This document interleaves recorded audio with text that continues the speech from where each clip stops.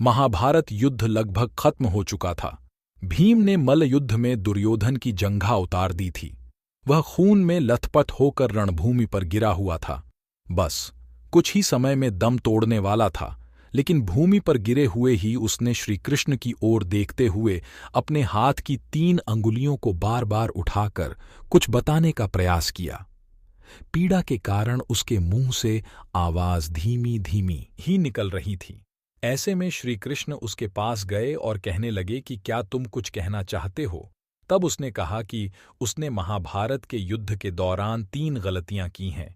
इन्हीं गलतियों के कारण वह युद्ध नहीं जीत सका और उसका यह हाल हुआ है।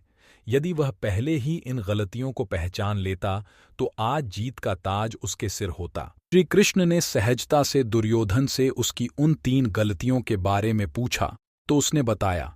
पहली गलती यह थी कि उसने स्वयं नारायण के स्थान पर उनकी नारायणी सेना को चुना।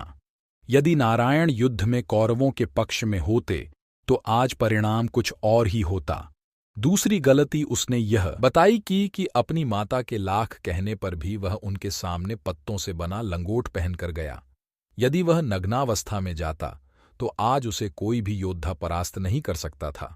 तीसरी और अंतिम गलती उसने की थी वो थी युद्ध में आखिर में जाने की भूल। यदि वह पहले ही जाता तो कई बातों को समझ सकता था और शायद उसके भाई और मित्रों की जान बच जाती।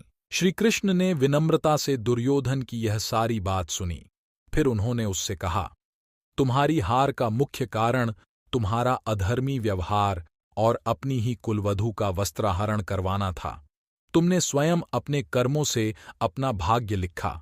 श्री कृष्ण के कहने का तात्पर्य यह था कि तुम अपनी इन 3 गलतियों के कारण नहीं हारे, बल्कि तुम अधर्मी हो, इसलिए हारे। यह सुनकर दुर्योधन को अपनी असली गलती का एहसास हो गया। यह सुनकर दुर्योधन और कष्ट से भर गया और थोड़ी देर बाद उसने दम तोड़ दिया। श्री कृष्ण कहते हैं, धर्म का मार्ग कठिन होता है, लेकिन वही मार्ग सही होता है